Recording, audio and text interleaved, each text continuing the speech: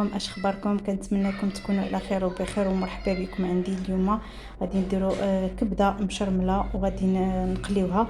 الكبده ديال الدجاج عندها فوائد كثيره بزاف.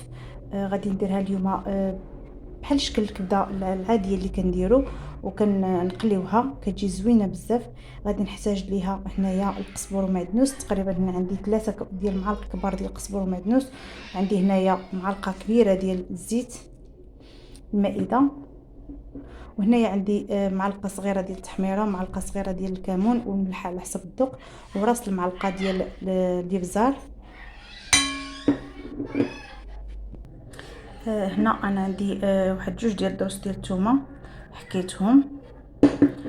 غادي نخلط هادشي شويه ونزيد شويه ديال الماء باش تخلط ليا الشرموله ديالي. بالنسبه هنا الشرموله انا ما درتش الحامض، ما غاديش نديرو صافي. انا زدت هنا شويه ديال الماء غير باش نقدر نخلط الشرموله ديالي باش ما تبقاش ليا قاصحه. غادي ندير انا هنايا تقريبا واحد كيلو الا ربع ديال، غادي نخلطها مزيان حتى نشرب لي داك الشرموله كامله ومن بعد نطلقها. هنا انا الكبده ديالي هي شربتها شرموله كامله، غادي نخليها حتى ترتاح وغادي ندوز نصاوبوا الخضيره اللي غادي نديرو صوطي. غادي نوجد ان شاء الله ونطلقها. هنا الخضيره ديالي انا درتها في المقله ديريكت، درت عليها شويه ديال الماء وخليتها طيب غير هكا، وغادي تشرب داك الماء ديالها، ما غادي نصفيها لا والو. درت عليها هنايا معلقه ديال الزبده كبيره، ملحه ديما على حسب الذوق. ندير شيشه ديال الابزار غير شويه ماشي بزاف،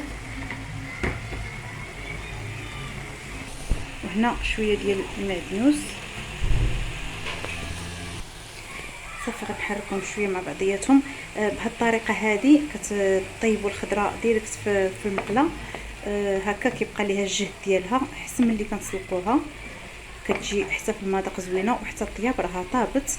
انا درت عليها غير شويه د الماء وغطيتها حتى كنحس بها طابت.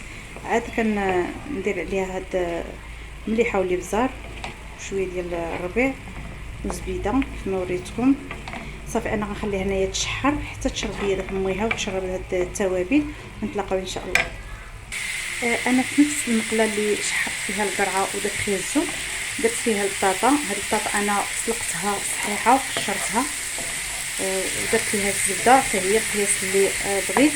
تقريبا هنا درت معلقه مع مراش ديال الزبده، مليحه والابزار شويه ديال الربيع، وغادي نشحرها مزيان حتى نكمل ان شاء الله ونتلاقاو.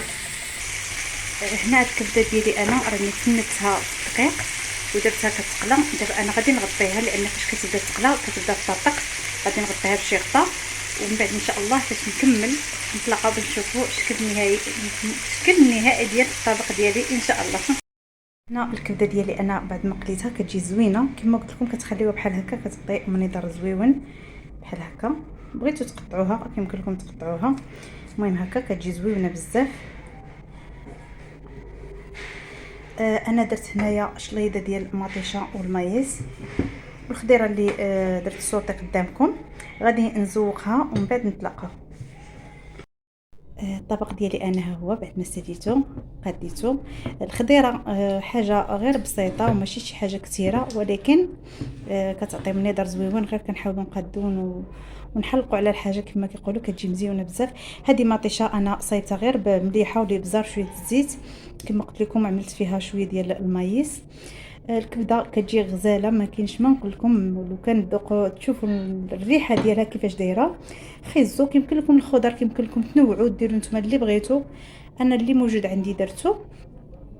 كنتمنى الطبق ديال اليوم يكون نال الاعجاب ديالكم، وما تنساونيش من لايك ديالكم واشتركوا في القناه باش توصلوا بكل جديد. وشكرا لكم ونتلاقاو في فيديو جديد ان شاء الله.